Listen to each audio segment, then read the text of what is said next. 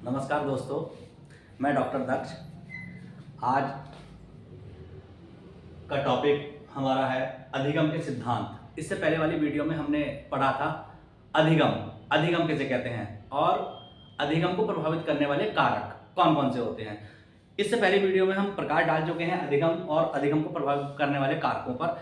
आज हम इस वीडियो में लेकर आए हैं अधिगम के सिद्धांत, थ्योरी ऑफ लर्निंग। अब थ्योरी ऑफ लर्निंग की जब बात करते हैं हम, तो दो तरीके से थ्योरी ऑफ लर्निंग को बताया गया है। अधिगम के सिद्धांतों को दो तरीके से, दो प्रकार में बांटा गया है।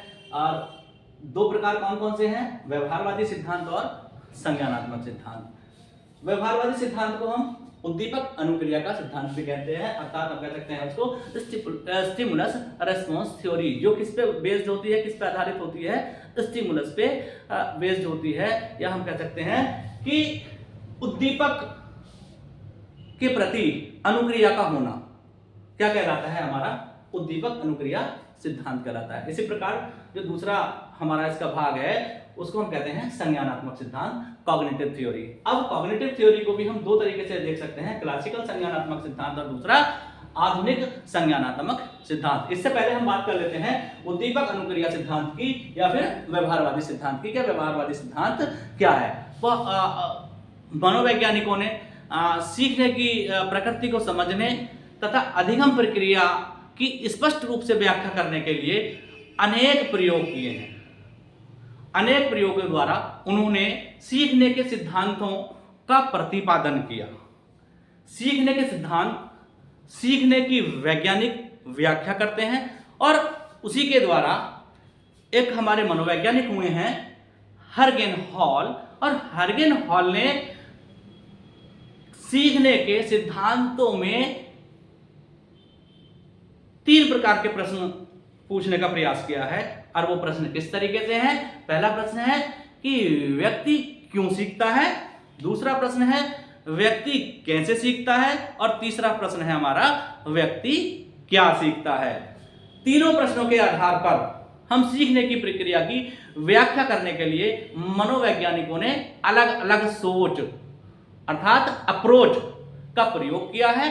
सीखने के सभी सिद्धांतों का अगर हम गहनता से अध्ययन करें या बहुत ही गहराई में जाकर अध्ययन करें तो इस निम्नलिखित जो चार्ट हम सामने देख रहे हैं अधिगम के सिद्धांत का, तो वो इस प्रकार से हम उसको वर्णित करते हैं, उस प्रकार से उसको अध्ययन करते हैं। हमने पहली बात की व्यवहारवादी सिद्धांत, या हम इसको कहते हैं उद्दीपक अनुक्रिया सिद्धांत, दूसरा संज्ञानात्मक सिद्धांत। अब उद्दीपक अनुक्रिया सिद्धांत को भी हम दो भागों में बांटकर अध्ययन करते हैं। पहला है उद्दीपक अनुक्रिया पुनर्वलन सिद्धांत, दूसरा है इसमें उद्दीपक अनुक्रिया अपुनर्वलन सिद्धांत। इसी प्रकार से संज्ञानात्मक सिद्धांत की हम बात करें, कॉग्निटिव थ्योरी की बात करें, तो कॉग्निटिव थ्योरी को भी हम दो तरीके से बांटकर अध्ययन कर सकते हैं।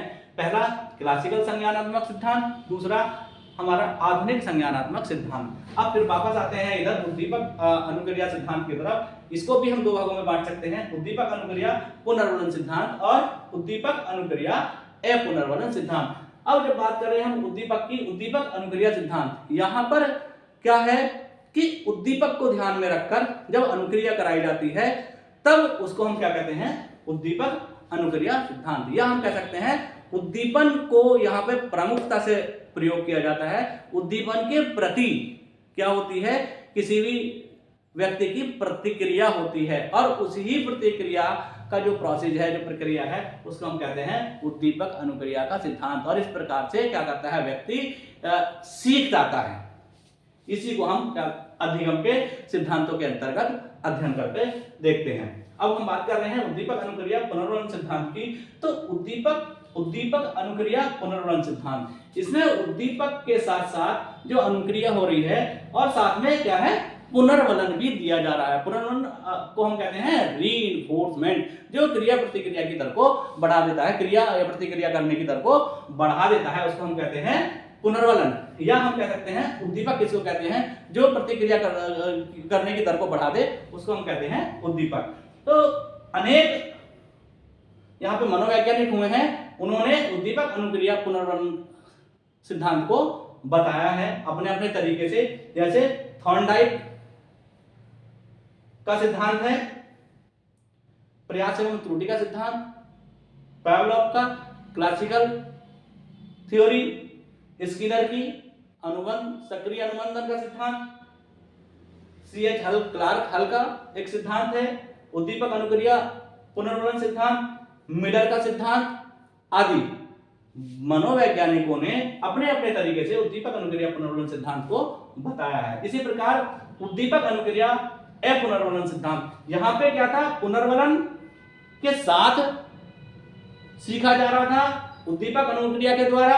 यहां क्या हो रहा है, उद्दीपक अनुक्रिया अपुनर्वलन सिद्धांत, इसमें कोई प्रयोग नहीं होता किसका, पुनर्वलन का, अर्थात ये विदाउट रीइंफोर्समेंट किया गया या देखा गया सिद्धांत है या अध्ययन किया गया सिद्धांत है। इसको हम अनेक मनोवैज्ञानिक इसमें भी हुए हैं और उन्होंने बताया कि उद्दीपक अनुक्रिया अपुनर्वलन सिद्धांत का हम अध्ययन अमुक प्रकार से कर सकते हैं। इसमें वाटसन, गुथरी, एस्टस आदि मनोवैज्ञानिकों ने अपने अपने तरीके से इसको बहुत ही अच्छी तरीके से बताया है। अब हम बात कर रहे हैं क्लासिकल संज्ञानात्मक सिद्धांत की और दूसरा आधुनिक संज्ञानात्मक सिद्धांत की। तो संज्ञानात्मक सिद्धांत की जब बात करते हैं हम, जब क्लासिकल संज्ञानात्मक की बात करते हैं, संज्ञानात्मक अर्थात हम यहाँ पे स्टिमुलस और रेस्पॉन्स तो बराबर हो रहा है, अर्थात उद्दीपक भी है, अनुक्रिया भी है, साथ में यहाँ क्या है, यहाँ मानसिक जो संक्रियाएं हैं, जो मेंटल एबिलिटी है, उसकी हम यहाँ पे बात कर रहे हैं। और उसमें मानसिक संक्रियाओं में जैसे हम बात करें, अटेंशन की बात करते हैं, इमेजिनेशन की बात करते हैं, सूझ समझ की बात करते हैं, बहुत सारी ऐसी बातें हैं, ऐसी चीजें हैं जिसके द्वारा हम देखते हैं कि संज्ञानात्मक जो सिद्धांत है वो किस प्रकार से हमें सिखाता है। अब पहली हम बात करें अगर क्लासिकल संज्ञानात्मक सिद्धांत की, तो एडवांस क्लास जिसमें दिखता है उसको हम कहते हैं क्लासिकल संज्ञानात्मक सिद्धांत। और इसके अनेक मनोवैज्ञानिक हुए हैं, जिसमें बर्दाइमर जिन्होंने गेस्टाल्टवाद को दिया है, कोफका कोलर जिन्होंने सूझ का सिद्धांत दिया है, कर्ट लेविन, जीन पियाजे, टॉलमैन आदि मनोवैज्ञानिकों ने क्लासिकल संज्ञानात्मक सिद्धांत को बहुत ही अच्छी तरीके से बताया है। इसी प्रकार आधुनिक संज्ञानात्मक सिद्धांत की बात करें, हम मॉडर्न की बात कर रहे हैं यहाँ पे कि मॉडर्न कॉग्निटिव जो थ्योरी है वो किस प्रकार से हम उसको देख सकते हैं, किस प्रकार से उसको हम अध्ययन कर सकते हैं। इसमें जेएस ब्रूनर, जेरम ब्रूनर हुए हैं, आसुबेल हुए हैं, बंडूरा हुए हैं और बोल्स हुए हैं आदि। ये ब्रूनर, आसुबेल, बंडूरा, बोल्स आदि अनेक मनोवैज्ञानिक ऐसे हुए हैं जिन्होंने क्या बताया है, संज्ञानात्मक सिद्धांत को बताया है आधुनिक संज्ञानात्मक सिद्धांत के द्वारा। दोस्तों, आज की ये वीडियो जिसको भी पसंद आई हो वो लाइक करें, सब्सक्राइब करें, शेयर करें और सभी दोस्तों को बताएं कि अमुक वीडियो को ज़्यादा से ज़्यादा शेयर करें, लाइक करें, सब्सक्राइब करें। धन्यवाद। जय हिंद।